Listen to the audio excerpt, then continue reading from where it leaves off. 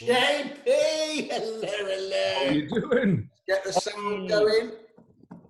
Hello there, Mr. Mintz. You okay? Can you hear me loud and clear?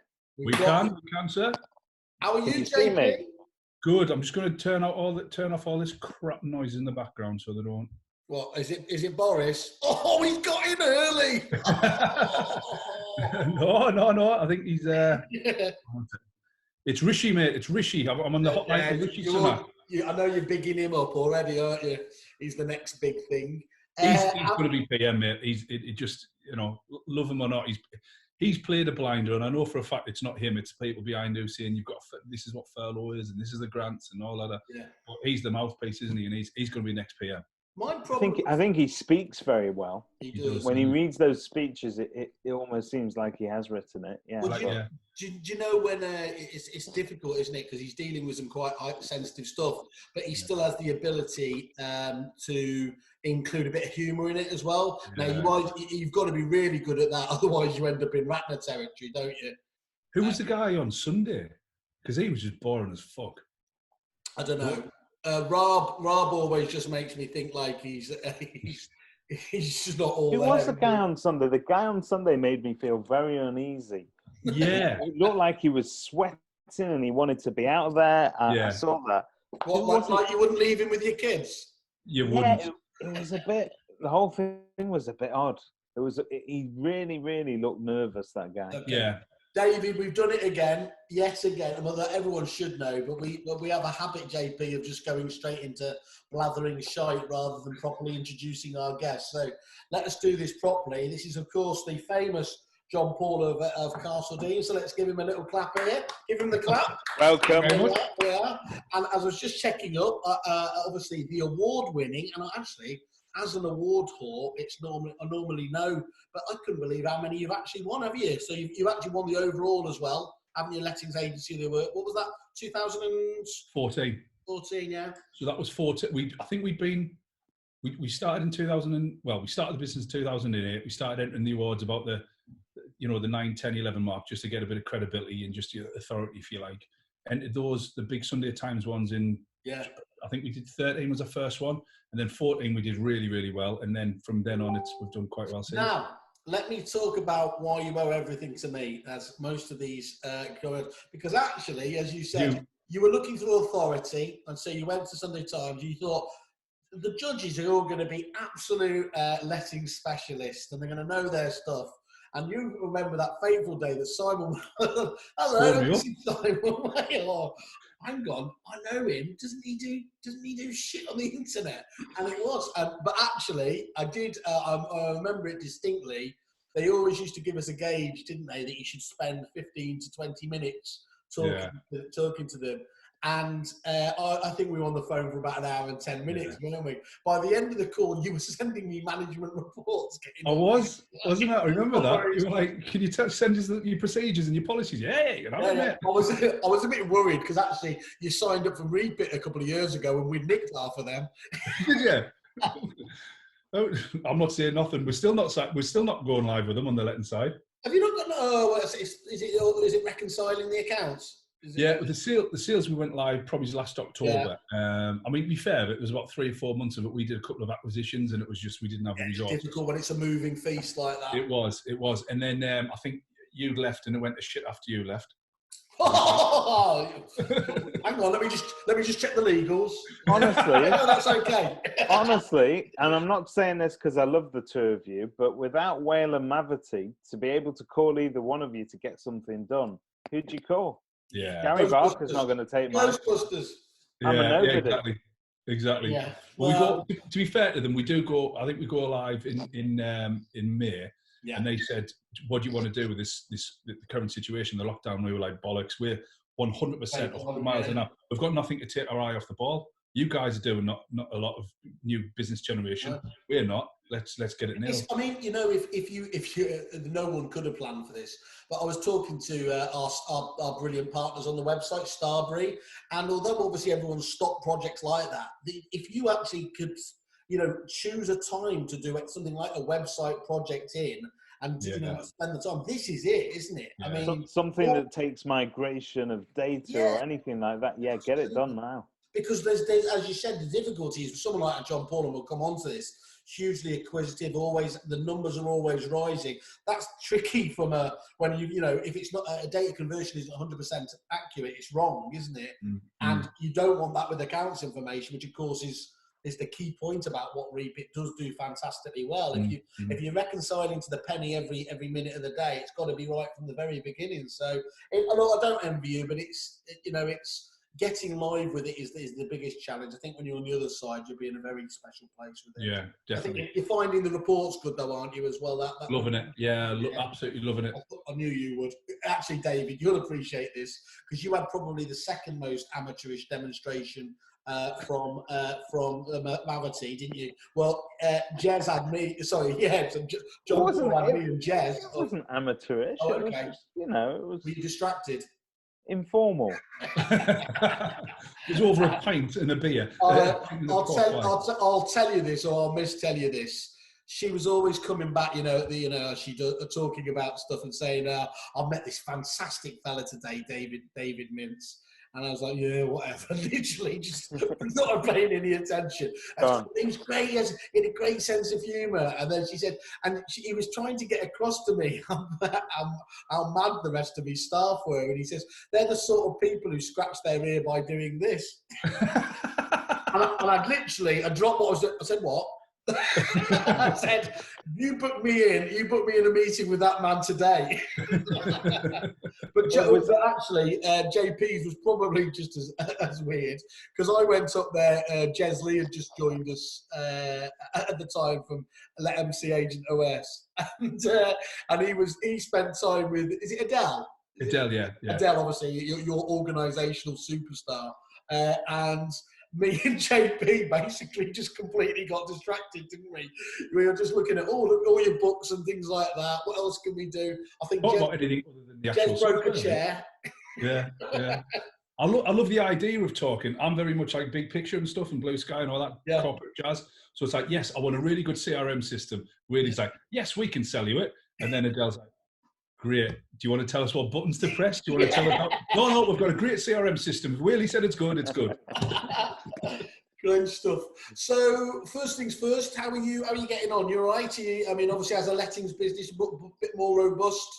Yeah. I mean, I've been practicing and sort of preaching about be a business person, not a letting agent for God knows a number of years. So this has been a true test of am I full of shit or not? And thankfully, it's I know a little bit about what I'm talking about. So it's not great. I feel for everybody else, but we've crunched the numbers. We knew exactly how many we had to furlough from an operational point of view, but also a financial point of view. Yeah. And just on that point, sorry, JP, we tried to gauge from everyone. If you're willing to tell us, what percentage have you furloughed? So 30 out of 55. Okay. So, well, to be honest, it's late 50s what we employ. Numbers ever changing because of what we've got going on. We were recruiting for 5 people. We just stopped recruitment. There was 2 people that would come to the end of the probation. We didn't keep them on. Yeah. So we furloughed 30-31, and we got down to, with a senior management team, about 19. Managing about 2,100 houses. Yeah, because the property management's got to go on, hasn't it? And it's quite easy. We have about 55-58% LHA, like housing benefit. Yeah. So now, I mean, I made a joke. They laughed at me 10 years ago when we started about taking on housing benefit. Now who's laughing? It's the safest demographic of tenants you can possibly get. I mean, let's go back to it, not least because I'm involved in the story, and ergo that story is great if I'm included in it. And why we did, first of all, as you kept telling me, we're doing a load of LHA, and you wouldn't have noticed because we weren't doing Zoom calls there, but I was on the internet looking, what the fuck is LHA? Okay. The industry as always, really. Yeah, I can admit all this now. No one, what they're going to do to me. I don't think they can do anything. Anyway, Peter Knight's going, you useless twat, as he usually does. But the thing that jumped out at me was in a fairly short period of time, I think back then, did you even then have like 1,500 properties under management? Yeah, but incredibly quick, you'd grown to that. And that was because you had owned that niche. I know I take the piss out of you for being a heartless Tory on Facebook, but actually you genuinely, whereas most people would turn away from that business, wouldn't you? And that was overwhelming, that and student lettings. So I'm just not touching that. You had gone and said, no, these people deserve this. It's a service. And of course, I mean, let's not be honest, you can create a good business, but you became known as the go-to person. Do you mind just talking about how that happened and how yeah, of course. I mean, I started off as a landlord, first of all. So I bought, I'm from the little place called Trimden, which is a little colliery town in the northeast of England. My dad was a miner, granddad was a miner, uncles were miners, so literally very, very sort of working class. And that's where I'm from. Don't get me wrong, my dad had a business, he sent me to a good school, and et cetera, but, all my pals are working class and all that sort of jazz. So when they don't mind you voting Tory? Fuck it, yes, they do. I'm sorry. Let's get them on. literally, this is gospel truth, right? So there's a bunch of close mates, as you guys have as well, right? And I'm the only Tory voter ever, right? One of the lads, hopefully he's not listening to this, Jonathan, he didn't speak to me for 6 months. Literally, he wouldn't speak to me. He wouldn't. And it was literally, it got that bad when I saw him out in a local pub. I generally thought he was going to have a physical. Oh, wow. Yeah. First of all, there's two things here. If you're worried about that, because we haven't touched this, you're a professional cage fighter. I'm already quite worried about your friend. Oh, no, I wasn't worried about him. It was like he wouldn't have got very far, but it was just the fact that it would have been hard. Simon, you have to understand, we're talking about the northeast here. This is the Wild West. Yes. But honestly, I'll tell you how bad it was, right? When I was a kid in Trimden, this is how bad it was, right? So we lived opposite this green. I kid you not, and this is no bullshit. It was very often we wake up on a Sunday morning and we go up like a wreck, like a bit. It's called, nicknamed the wreck. It was a footy field. Yeah, and we would walk past the village green, and there was two blokes from the previous night having a scrap. Like literally in the pub on the night before, they'd say they wouldn't fight in the pub. They'd say village green, 10 o'clock in the morning. Yeah, I'll see you then. He's drinking the pint. Don't build up our stereotypes. That's brilliant. Honestly, it was scary. And I'm 9-year-old going, "Mummy, why is that dad biting that bloke's nose off?" Anyway, it was. The other thing is, David, just to be clear, when you mentioned the northeast, yes, the northeast is a place where I'm scared of the women, let alone the men. There's a running joke, when you've got a good woman in the northeast, she's got all her teeth and her tattoos are spelt right. Is it not the spiritual home of Greg's? It is. It's the spiritual home. It's one of the 5 a day. It's cheese and onion pasta. we hold it in high esteem, like the banana, the pear, the cheese and onion pasta. The steak bake, yeah. Okay, well, you were quite right there with your investigative question. Sorry, go on. Oh, so start become a landlord, remortgage my house, bought a couple of like two down little colliery houses, put housing benefit guys in because it's one, it's all I could afford. It was the area, and 2, it was just like the prices were quite good for rents and yields, if you like. Got to understand how the system worked. It was housing benefit then. It then changed to local housing allowance. Now that was 2008. Now what had happened is before that, you could literally say to the council, pay me direct. I'm the landlord, I'm the agent, not a problem. The government, in their wisdom, decided to say, no, we want to give it to the tenants. Yeah. How can we get them off the circle, the merry-go-round that is benefit if they can't afford, they can't even look after their own finances. Yeah. But they didn't give them any training or any knowledge or any resources. They just give them, There you go. They give renowned here's the money. Yeah, someone who's never been, if they've got £5 in the pocket, they're doing well, and says, "Oh, we'll give you £1,200 a month." Do you know what? I've never thought of it that way, but it's like it's unbelievable, isn't it? That they wanted to eradicate that sort of culture of not being able to manage your finances by chucking the problem straight at them and go, "There you go, deal with it." It's a bit like saying to an alcoholic, "We want you to stop being an alcoholic. There's a bottle of vodka. Crack on." Well, I was just about to say, it's like me at the awards ceremony, but you kind of just summarised it. So it was ridiculous. It was daft. People were running away with the money and not paying the rent and all sorts of stuff. I actually did a dissertation on it for my housing degree, and evictions had gone up 400%. When Universal Credit came out, which is a similar thing as in they give all the money, but the principle's the same. What was it called? Was it SMAX? What was it?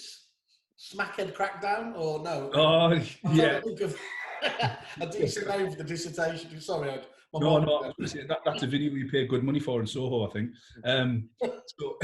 So I just, so people come to me, like the council saying, so this LHA, you know, can we pay you direct for this? And I just put my head in the box. Literally just says, well, how do you get the information? Oh, we get DW, Department of Work and Pension circulars, like leaflets. Oh, great. How do I get them? Got them. Started speaking to the right people. Got a couple of books on the housing benefit regs. And I was starting to tell the council, no, what you've done is wrong there. You need to pay me, and I'm allowed to claim compensation, blah, blah, blah. And in the end, I started getting random phone calls off landlords saying, can you help me? The council have put me in touch with you. So great, I can do this as a job now.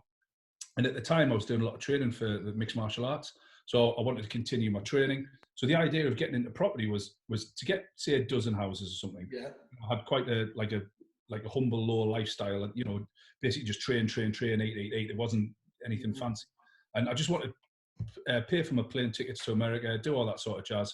And then, 2 secs. Bella, can you go see Mum?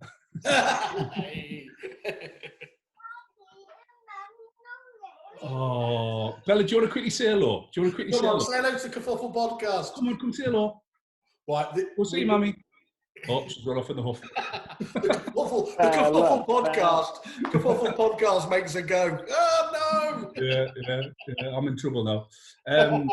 So landlords were just coming to us and saying, manage my houses. So I just set up a Castledene sales and called Castledene Property Management. Yeah. Started managing theirs, and literally, I think within the first 20 months, we had 180 houses. It went mental.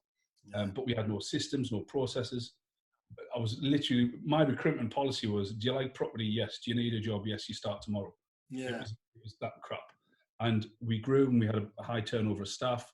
Landlords were coming and going, and that's when I said, right, I've got to take this serious now. I packed in from the martial arts, so I wasn't training and fighting, so I could just devote it all to the business. So that, I mean, just a couple of things there. Yeah, I had much the same recruitment policy as you. We mentioned Jez earlier, and it was the same thing, although it was just a slightly different. I always took them to a curry house, and it would be, and if they took the poppadoms first, they weren't for me. But Jez, in a magical moment, offered them over, and it was like, this one's a keeper. He never does that normally. So, yeah. So just looking at that then, in terms of, you became really well known though, didn't you, in like Facebook groups as the go-to person, and I think gave talks as well, and sort of built this up. So I knew I wanted to build a business. I didn't want to have a job, and you know, it's just my definition. But if you can't go away for 3 months and have nothing to do with your business, no emails, phone calls, anything, and you come back and the bills have racked up, or the staff aren't performing, or you're just self-employed, and there's nothing wrong with that. It's not a criticism. It is just that's where you are, and I didn't want that, because sort of rewinding. I mean, you'll know the story of my dad and losing the business, but I lost my dad very quick to cancer a number of years earlier, about 4 or 5 years earlier, and the business went bust 3 months after that. Now it was a big engineering business. It was a couple of million turnover a year, 40 odd staff, but it was a job effectively, because he had to sign the checks for the pay. For the wages and all that, and I just knew I didn't want that, because I didn't want. We went through a whole load of shit as a family them couple of years, not just losing my dad in the business, but my mum had cancer. I give a kidney to my brother because he was not very well. So that 4 years was a lot of shit, and I knew. There's a film in this. Well, yeah. Let's see how well I do at the other end, David, and then there might be a film. just to clarify, David, he did give him a kidney because he needed the kidney. It wasn't just. He had a cold or something. Just for shits and giggles. Yeah, he could. Of course, do. No, that's hard. It's the northeast. I'm bored. Get me kidding. Do it yourself. No anaesthetic. So, I mean, obviously, that's absolutely tragic. I mean, not getting all spiritual, and do you think that gave you the drive as well, as much as anything to? You know what? I never realised how mentally strong I was. Like, it must be amazing. I've always been. I mean, you know, I'm not a small guy, and I've always been into like combat sports and stuff like that. So I've always known I've wanted, like, physically I'm quite tough, but mentally is a completely different ball game. And when that happened and the shit at the fan, and I lost 2 grandparents at the same time, I was incredibly close to, you know, the cancer of my mum, losing my dad, the business, the kidney thing, all that. And it was literally a 4.5 year period. And I was working the doors on a night time and all that sort of jazz. And I could have gone down like a bad way, if you like. Yeah. I always remember my dad just sort of teaching us the character of a man and right from wrong and all that. And I was like, no, I'm responsible for my decisions. I'm going to make good decisions. Yeah. And I always, even to this day now, I'll make decisions on what would my dad think of the decision I've made. Yeah, it's really powerful, isn't it? Yeah.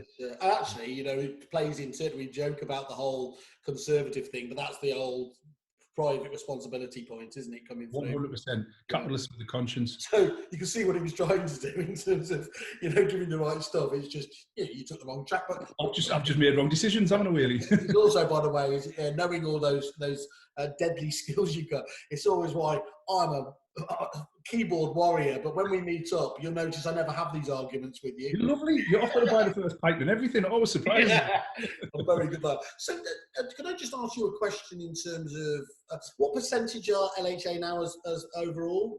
It's reducing. It's probably about 60% now. That's as you become, I don't want to say more mainstream, but things like acquisitions and you're moving up the market. Yeah. Yeah. So that's a good point, actually, because not many people do the housing benefit. When we do an acquisition, we get in there and it's like there's no housing benefit. So it skews the figures. And also because of, and this was quite interesting, actually, and I still, if I'm honest, don't know the answer. A fair few years ago, we were on Britain's Benefit Tenants, a TV programme, and it was purely benefit tenants. I mean, we had a tenant on there called Anne the Man, right? She was 6'1", 6'2", 19, 20 stone. I think I've been out with her. Oh yeah. She's like massive. And she was one of the tenants. And we were thinking, it was quite a scary programme because we were on literally for 40 minutes. Yeah. It was Channel 4.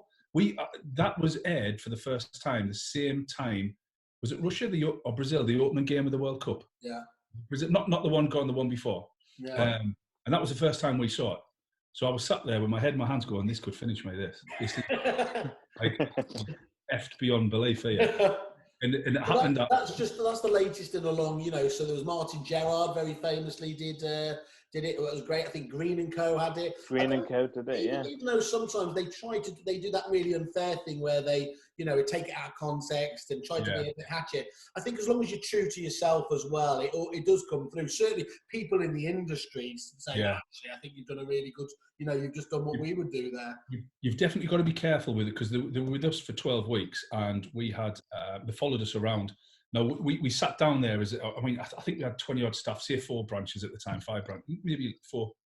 And we sat down there and it was a big risk. And I was speaking to a couple of managers and they were like, do you really want to do this? I said, this could catapult us. This could make us, a little bit well known in the area, if you like. And we sat down there and we said, right, well, if we just give them a tenant who's not paying the rent and the house needs repairs, the tenant's going to say, I'm not paying the repairs because I'm not paying the rent because they're not doing the repairs. Yeah. Who they're going to believe? The big bad nasty agency company. Yeah. So we said, well, listen, just show them tenants who are in arrears, but the house is in good nick or reasonable nick, and they can't come back, or people we know are not absolute born liars. And we did that, and we had 3 people on it, and yes, we got a couple of haters and trolls and stuff, but literally I couldn't give them monkeys. But in the main, it absolutely just catapults the next level, and because of that, we started getting good quality properties and landlords coming to us saying, will you manage my property? And when I said before, I don't know why, the only sort of gut reaction or gut feel I've got is that empathy type of thing, saying, right, you're doing the right thing, you seem like a good set of guys, but also if you can manage that, then freaking hell, you'll manage my solicitor who's a little bit behind in his rent, just like that. It's the only thing I can think of. It's really interesting. How important do you think it is for somebody at least starting off to identify and operate in a niche? Do you think that was a large part of your imperative? Yeah. You have to. You've got to pick a niche, and I would say the tighter the better. And then once you sort of master it, if you like, and you become better. Other things. Yeah, you have to. It's if you chase 2 rabbits, you won't catch either. Yeah. So if you try and go for LHA, you don't get to know all the laws and regulations, and to teach your staff to understand them as well. It's all right having me or Adele or a manager. But if it's a staff on the front line making those decisions on a day-to-day basis, they might say something they believe is right, and it could cost us or the landlord tens of thousands of pounds. So, and do you think that's important? I mean, obviously there's loads of smaller estate agency businesses that are run in that way. They'll try and cater to everybody, and they have no particular speciality, and therefore they don't tend to progress very far at all. They just sort of keep at that that level, and they wonder why the business isn't working. Obviously, larger businesses, they're able to scale different specialities and so on. It's our game is almost either just concentrate on one thing, or then you're already to get that special where you can blend specialities. I think you're a much bigger business, aren't you, by that point? Yeah, it's a good point. I think, you know, if you look through history, there's not been a successful business that I'm aware of who went in with 1,000 products. You know, when Apple weren't doing very well, right.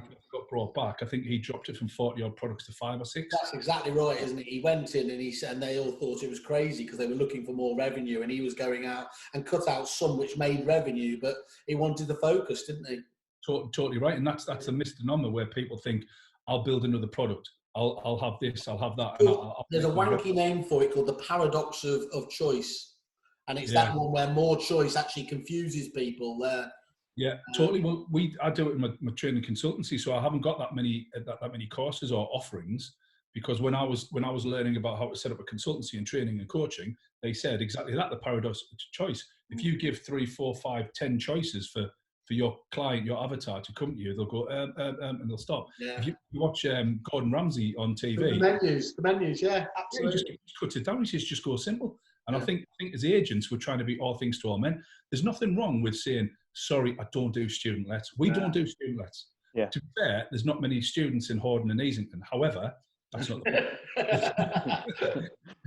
That's not true. The ones that read the Racing Post, they could be considered students. The Racing Post, and they'll be knackered now. They're not getting that. They're not getting the fix of the greyhounds. So yeah, just pick a niche and stick at it, and then you can build up a department around it. And then if you want to go and, so for instance, we're not huge on commercials, but it is or block management. But that's something that one of them we were going to roll out this year. Probably pushing the next year. Probably is going to be commercials, and then maybe the year after block management. And exactly like David said, the bigger you are, you can get people that can specialize in it, and then you just move on. What sort of ethos do you have in terms of management? I know we mentioned Adele, who's just an organisational superstar. It appears to me there. What kind of culture do you try to sort of raise around the company for the other staff members? It's very much a collaborative effect. So it's very much, we've got the policies and the procedures, and these are set in stone until they come up with a better idea. Oh, so we absolutely encourage and we promote people that come up with improvements. So they understand what the end goal is, and how they get there is kind of the... so long as, I mean, we promote and recruit and operate on our company values of be better, right? So long as you're better tomorrow than you are today, then that's all we ask for. So, you know, a call comes in at 5 to 5 and they put the phone down, I can't be bothered. That's not being better. So everything we look at is, are you being better? Are you taking us towards our end goal or mission statement or where we want to get to? If you do that, then that's brilliant. If you don't do that, then we've got to have a look at, have you got the right person for the organisation? So with Adele, Adele runs a business. I don't run it, thankfully. And then she's got the managers underneath her, and it's massive on communication, huge on that. You know, if you're not communicating, well, we always say communicate more than you think is necessary. Yeah. It's the classic case, isn't it? One of the biggest problems I've seen, and we suffered for a little bit, is that the idea that just because you've sent something out in an email, you know, and you might have detailed it down, you know, and think, well, you know, it's the old FYI, isn't it? Or CC. I used to have a rule that blocked out CCs, because if it wasn't, you know, for my attention, then frankly, I don't need to know. It's just noise, and people covering their arse. And you need to make sure that, you know, if that has gone, that people have understood it and got on board. Yeah, totally. And that's one of the things I say. You know, I don't like being the same as you, really, but on this occasion, I say exactly the same. If I send like a group email out to the managers or FYI or this, I say to them, I expect you to say, yes, got it, thanks, yes, and understood, yes. I never want to say, did I get that? Are you sure you sent that to me? Yeah, it's a pain in the arse, isn't it? Yeah, it's just lazy. It's lazy communication skills. So when you've got sort of several layers of management within a business, so you mentioned that, you know, Adele runs it, you don't, and there's that sort of distance and distinction. It's useful because obviously we bridge agent and supplier these days on the show particularly. But at what stage in that management process do you deal with a supplier? So when you're taking on a new supplier, for instance, Is it you that looks at that? Is it Adele? I like looking at it because I'm not massively technical minded, but I do like to think I am. So I like looking at that. And for me, it's all about those improvements to the business. So if I can see a bit of a supply that can improve it. So Adele runs it, right? So she's operations. She absolutely smashes it out the park. What I don't want her is a bit that niche thing we were talking about before. Her niche is management. Her people skills are exceptional. I've said it before, you can take me, all the gurus, all the trainers, add us together times by 10, and we're still not good enough to tie her shoelaces when it comes to management. She's phenomenal. So let her get on what she's good at. You know, because I'm on the forums, because I see a lot of people saying, what's the best inventory app? What's the best CRM? What's this? What's this? So obviously I run a Facebook group, I'm on other people's, and I'll say, oh, that looks really good. What's you know, Repeat about, or One Dome, or PayProp, or whatever. I'll get a demo. If it's good, again, I'll say to Adele, can you have a look at it? So effectively, I'm narrowing it down. And because she's got a finger on the pulse of the operations and our staff, she can say, like, I'm not going to name any names, but there's, because I think it's a bit unfair, but there's a couple of good bits of kit, bits of software out there where everybody raves about. If I say what they do, you'll probably understand, but you'll probably guess it. But there's one that's supposed to speed up the pre-tenancy process. Yeah. I mean, my Lord, it's a very good program. Yeah. However, it wasn't for us. It generally wasn't for us. We looked at our process. We trialed it. We genuinely trialed it with one of the best portfolio managers we've got, and it was slow using it. And that's nothing to do with the kit. That's just because of the way we set up. I'll tell you what, that's really interesting, JP. And obviously, when you're looking at suppliers, you'd be doing it via the Kerfuffle website now. Without a shadow of a doubt. But I think what's really interesting there is, as much as we can help out, and it is going with any third-party provider is a jump into the dark. Certainly at the moment, we're hoping we can give people a lot more sort of resources in terms of, you know, proper testimonials from people you know that you could pick up the phone to and say, you know, how is it for you? But ultimately, you still got to, when you ask for references from a supplier, I always get very frustrated when they, you know, like in your case, they might give you one from an LSL or a Connells. Frankly, it's chalk and cheese. There's no relevance there in terms of or they might give you it from a Strutt & Parker and a Knight Frank. I know you're moving up in the market, but you're not quite there yet. You know, it's really, you're talking about a new acquisition. It's really important, isn't it, when you get references that they are very similar to yourself, because otherwise it doesn't fit in with your culture. It's got to be apples. It's got to be apples and apples. It's like, you know, I wouldn't go to use a supplier for. I wouldn't ask you what's your best your best restaurant for Indians if I don't even like Indians. I'm going to say, well, I like, you know, Italian. What's the best Italian? It's got to be the same for comparison. So you know, comparing, like you say, a Strutt & Parker or a big corporate to little one-man band, it's, you know. Who else do you obviously mentioned you got Repeat now, which is bedding in. Who would you say are your go-to partners supplier wise? I love the online valuation tools. So Valpal is a good one. We're using Right Val, that's very good. Was that my Val? Just a matter of interest, why do you have both? Well, I keep them on the toes. Nice. Keep them on the toes. And you both know this. Craig and Roy, love you both. You want your fucks up, I'm dicking you up. And that's just genuine. It's like you don't want people to get complacent and stuff. I tell you what, I read Dataloft. I love Dataloft. Dataloft is brilliant, isn't it? Yeah, really, really good. PayProp. And sorry, just on that, how do you use Dataloft? Because obviously it's fantastic to have the information there. Do you have, I think they do widgets on websites. Do you do that, or do you use it for their market information? It's the market information that we can then email market and put on our Facebook. Yeah. So websites are great, but you've got to drive people to it. Absolutely. And we drive people. Facebook ads, we use massive amounts of that, and we're driving people to the online valuation tools. Once they then go on our database using ActivePipe, so then we can start emailing them as well. But you're still using ActivePipe, yeah? Just started, yeah. We've got a few GDPR issues we've got to get over with our current database. It's funny, when you started this chat, you said the way that they migrate the data over. Yeah. It's been lost in transition, the migration, so we've got to go in and untick all the consent to lets. Yeah. Now it's like, it looks as though that people have phoned up, said, hi, have you got any 2-bedroom houses? But don't send me any information.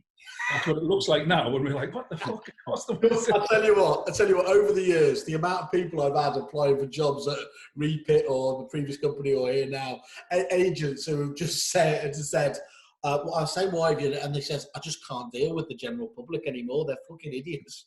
Really? It's just like you get hit with the most ridiculous ideas, don't you?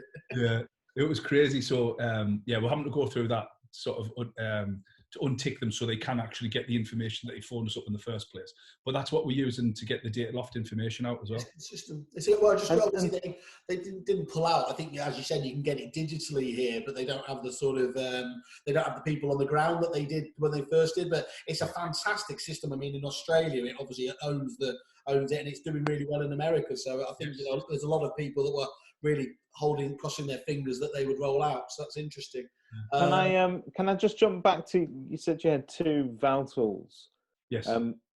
Obviously, you generate sort of leads for that via social media, I'm presuming. So do you literally just choose which one to run, or do you just how do you?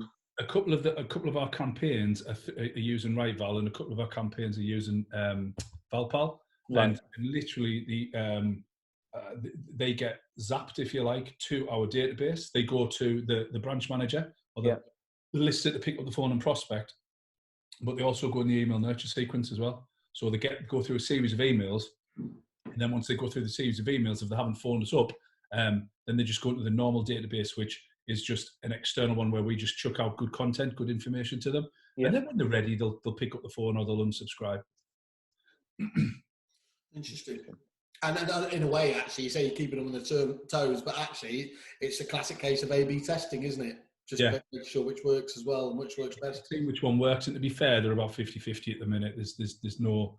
We put the same amount of ad spend in. We've got the same copy. We've changed the copy. We've found out which one works, which one doesn't work. So we're just, like you say, A/B split testing them. So the Facebook advertising is an interesting one. We had I don't know if you know John Hanford from Fine & Country, great agent. I've heard of him. I've seen him about, yeah. Yeah, he's about your height. I'll still favour you in a one-on-one. But yeah, I'd say sorry, John, but I'm sorry.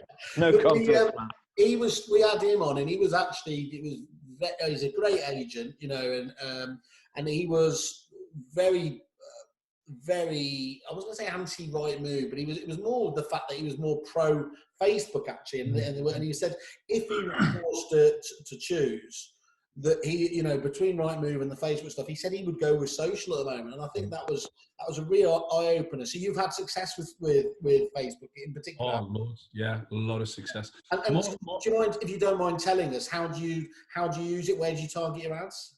Yeah, so our ads, we've got a chap called Paul Long, who's... Oh, we use him ourselves, yeah, he's great. Yeah, he's tremendous. So Paul does all our Facebook adverts. We've got a chap doing the Instagram stuff as well, and a bit of LinkedIn, for me personally, as well as the business. And it's effectively just driving that traffic, just getting those ads in front of people, the demographic you want to choose. So it's people within a certain financial demographic, certain interests, behaviours, location, geographic location as well, and just chucking that in front of them. And then giving them something of note in order to download. So it's called, you know, you're on about, was it the law of change or something? I forget what you said. Paradoxical choice, yeah. So this is called the law of fair exchange. People don't mind giving you something for something in return. Yeah, reciprocity, isn't it? That's the other one. Yeah. Yeah, so it's effectively just, we'll give you either for a landlord, a vendor, the price of your house, you know, in exchange for your details. Or if you're a landlord, we'll give you 15 tips how to avoid really shitty tenants or whatever, or 10 ways how to let your house out for free or whatever. Just on that, do you find, I always find those top 10 style lists and white papers are really, they're just catnip, aren't they? Digital catnip. Just keep them short, sharp and sweet. But still give that good value and a couple of tips, because what you don't want is, I downloaded it, it was crap, never do it again. You want like, wow, this is good content. Yeah. And then just get the details, and then it's in your system. Then you can just pick up the phone and prospect them.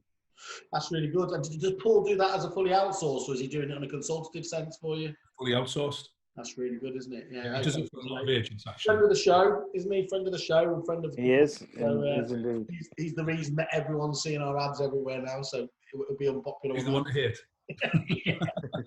So JP then, what's your take on sort of social media advertising, and that sort of basically taking your Rightmove spend and pumping it into social media?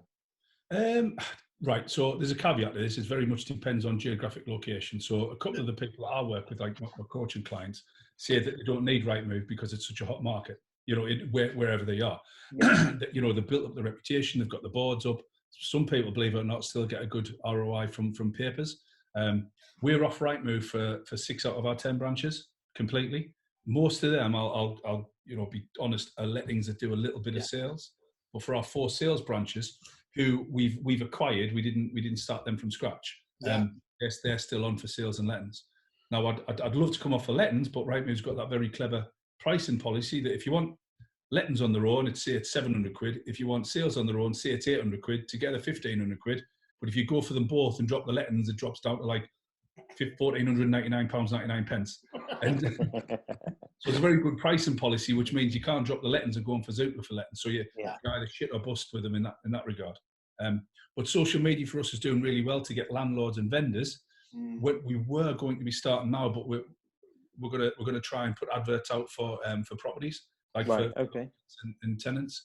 Our Facebook page does quite well for that. We get a lot of people inquiring through that. Our web chat on our website as well, we do quite well with that. Ballpark it for us, John Paul. How many do you have following you on following the company on? Across the brands, probably about 15,000. 15,000. Yeah, I think we've got 9.5 on Castledene alone. Okay, that's really, really good, isn't it? And that's built up. Yeah, that shows when you own an area like that how popular that is. Brilliant. What we do with that is I'd like to think we do pretty well on. If you look at our social media page, Castledene, and this surprises people, we probably put less about property on our social media page than any agent out there. That's what Oliver was saying, wasn't it, David? Oliver. Press was talking about that. He's trying to avoid just spamming it with properties, isn't it? Correct. About it, a couple of our competitors, you know them quite well, really. I won't say the names, but it's just about property. Look at the engagement levels. Don't get me wrong. If they put like a big, huge 7, 8, 9, something different. Yeah, they'll get it. But if it's people become oblivious to it. It's white noise. Yeah. You've got to be. It's like I deliberately, although I'm watching the TV, if I am forced to watch an advert these days, I'll deliberately make myself tune out of the product that I'm actually watching and just, I'm not buying this.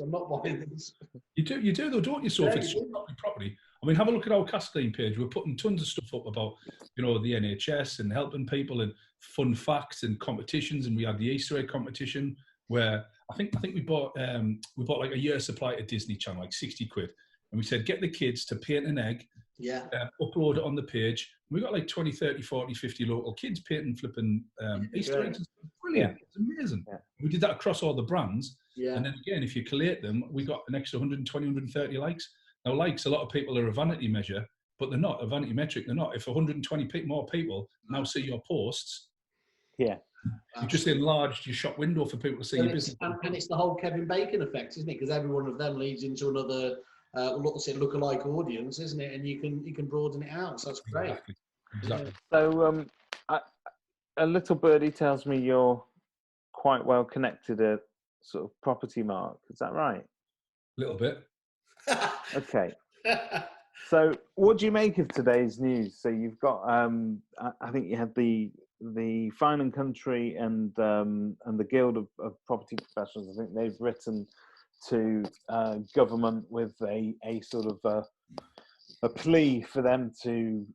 They made a case for estate agents as a sector to be opened up as quickly as possible when the economy gets back to recovery, and we're all able to go back to work, which is nice to see, and it's great to see. But obviously, in there they talk about certain statistics in terms of what the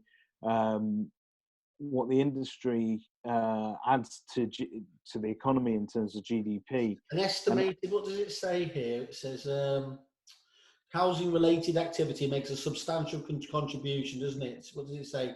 A study by Oxford Economics averaged over the past 10 years, rents actual and imputed contributed an estimated 13.8% to household spending, or 8.6% of GDP, which is obviously massive.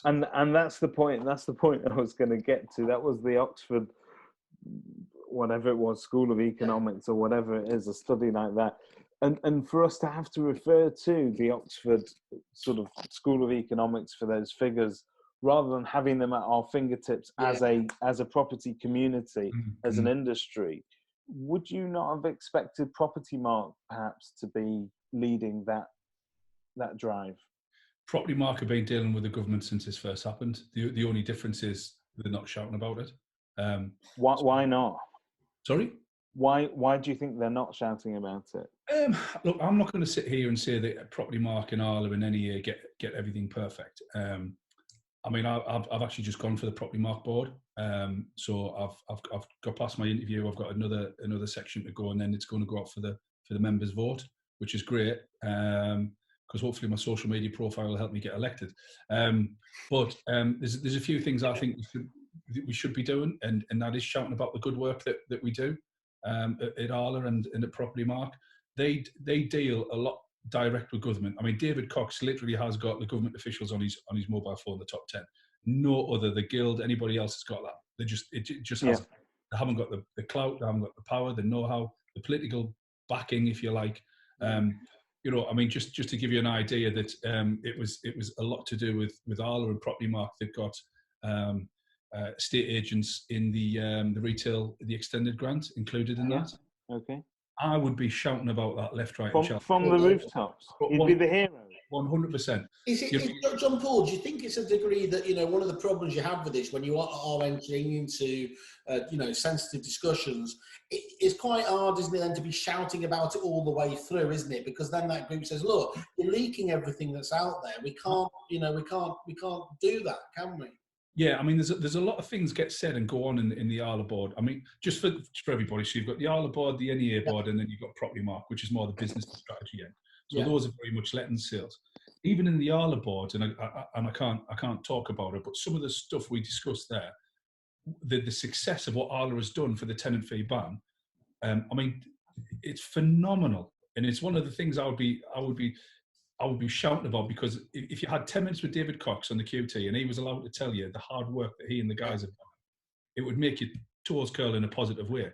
But why wouldn't David Cox take 10 minutes? I mean, until you said David Cox has got government ministers on his speed dial, to me, I wouldn't have ever known that. And I don't think anybody in the industry will ever know that. There are a few, but you've got to want. They're not forthcoming with that information for the reasons that to them, it's a members' organisation, so there is that element of keeping things a little bit more private, I believe. I think that like an old boys club sort of thing. Used to be. It's definitely not now. The problem you've got, JP, is that he's used to somebody shouting about everything loudly about anything. No, but I would be texting as I went into whatever office.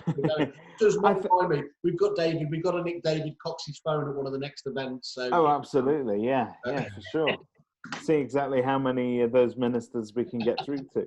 No, but the point is, I think that the industry sometimes, and particularly at times of crisis, they need a level head. They need somebody with a bit of authority, and to say, look, don't worry, we're working on this. You know, without giving the detail, you mean, yeah. I mean, you don't need to go into to massive detail, but you know, you need somebody that's going to be the champion of an industry, because you know, if you have,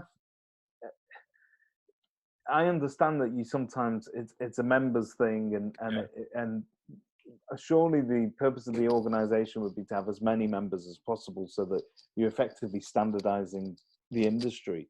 And for many years, that's what ARLA and NEA were all about. You felt that, you know, you subscribe to sort of a common code, but I think we also need somebody to be able to go to Westminster and represent us on a level that is the same as the other industries, where at the tip of our fingertips we can say, look, if we all fall out of the economy tomorrow, that's X% of GDP gone, according to PropertyMark. It should be, you know, that kind of thing. Well, if everything you're saying that they should be happening, I can guarantee they are happening. I'm in that conversations. I'm in the consultation groups. I'm speaking with various peoples about universal credit and all those. The only thing I think that they could be criticised for, well, not the only thing, but one of the things is not communicating it. We've got to remember it's very political, though. So if we start saying, if like I know it was Whaley was joking, but if he's on his Insta and he's just there outside the Houses of Parliament, or he's there outside, you know, that's going to put a spanner in the works. So it's a case of, it's not a private group, it's a members group. Who are they dealing with? Very political. It's very sensitive. If you start saying, oh, I'm on my way to speak to so and so, I'm going to see this person, that person. Again, it's just not how things are done. It's property Game of Thrones, isn't it? It's great. It's exactly that. It is exactly that. Yeah. I'm the leader or sometimes that sort of level of, I think you're right, you can't afford to be anywhere in between, and you either don't give anything away or you give everything away, so that I'm on my way in to see Boris Johnson. If he doesn't do something for me now, this is it. And it's sort of a do or die moment, yes. In political favours as well, David. Yeah. So remember, I mean, you know, all this increased legislation, we've got the tenant fee ban. I mean, one thing I think I am allowed to say, and hopefully I don't get sacked. Exclusive. Exclusive. Was that when the first draft of the tenant fee ban came out. So do you know how, and forgive me if I get this slightly wrong, I'm paraphrasing because I don't have the legal background that David and a few of the guys have. But effectively, everything is, in the UK, what we say is everything's prohibited, everything is allowed until we say, no, that's not allowed, right? In the continent, it's the opposite. Everything's banned and they say what is allowed. Yeah. That's how the tenant fee ban was. Everything is banned and then this is a permitted payment, right? So you can see that everything was banned and the government really wanted to absolutely just nail it all down. The first draft, they forgot to put that rent was allowed. Right? Until David had actually pointed that out, and they went, "Yeah, that's you know what's in the political series, The Thick of It. That couldn't be any more that, could it? Yeah. So when I say that the ARLA and PropertyMark and NEA have got political influence, not influence, political. So that's important, and it's only now through this channel that will be known. Because I don't think the majority of people, I think your members fall into two categories. They either sort of expect a certain amount of support, and I think your organisation has become a lot better at giving value to its members. Yeah. Because it used to be a badge of honour at one point where you signed up to it, the public knew you were accountable in some shape or form, but you never really interacted with the organisations. You'd get the invitations for seminars and stuff you'd never go to. You may not even have attended the chapter meetings, but I think it's much better now, isn't it? Loads better, and that's got a lot to do with David. I mean, I'm going to sound like the chief kerfuffle of the David Cox fan club, but he's done an excellent job there. They've and all the staff and the team there, and the past ARLA presidents, NEA presidents have been a bit of the new breed. They haven't come from just the corporates. They've come from small independents and medium-sized businesses. And the board is now made up of a massive eclectic mix of small owner-operators, independents. I mean, just on that, so you've got Lauren, obviously not too far from music trading, but she's fantastic. Obviously, you know, again, small agency. You've got people like Nathan Emerson, ex-Tigert and Crone. He knows the supplier and side of things. Agency very well. So there is new blood, isn't there, in there supporting supporting those people that obviously have been there helping out over the years. Yeah. Even at the board level of ARLA, there's you've only got a 3-year term, so nobody and I can't comment on before I came. So I'm 4 years. I've just been re-elected, so I'm like 3.5 years into it. And then you get elected if you're on the PropertyMark board, it's a 4-year term. So there's some real new young blood coming through. There was Greg Suman from Martin Gerrard. He was he's a good lad. He's a cracking lad. He's a rep now. So there's some really some new blood on there. Some really good guys, and it's really interesting to see some new ideas coming on board as well. Just as well. I mean, I don't know about this. So what is the voting procedure? Is it like is it like the Mormons or anything like that sort of, or is it a secret handshake? Yeah, that's what I was trying to get towards. Yeah, it's not quite like that. It's not. That's a shame. You're going to leave me with a few images there. You having your arse paddled. That's a big paddle. Put it that way. Okay, gentlemen. I'm conscious of time. Yeah, we're just going to try and sort of bring this in at under 3 hours long. But if I can just ask you in the last 3 hours, if you could just tell us very quickly, obviously a lot of people are under the opinion that we've only got another 3 weeks of this left. We're going to get back to work. What do you advise? What are your 3 top tips for people to be doing over the next? This is very estate agency podcast. I know. Do you see what I'm trying to do, Overman? Well, this sounds like learning. Well, my number 1 is drink a lot. No, it's not. Do you know what? Just get your business in order. I mean, we have never had, and we never will get a time like this now to have a look at our businesses and reassess where they are and just push the reset button. You know, would you, if you had to, take back every single staff member that you employ tomorrow, if you had to? Yeah. Because I think this now is giving people to sit back and say, do you know what? My business ain't all that. I don't have KPIs. I don't have financial management ingrained in my business. Maybe my systems and procedures need to be improved. I haven't got the right bums in the right seats. And in fact, what direction are we driving the bus in? I literally don't know where I'm taking my business.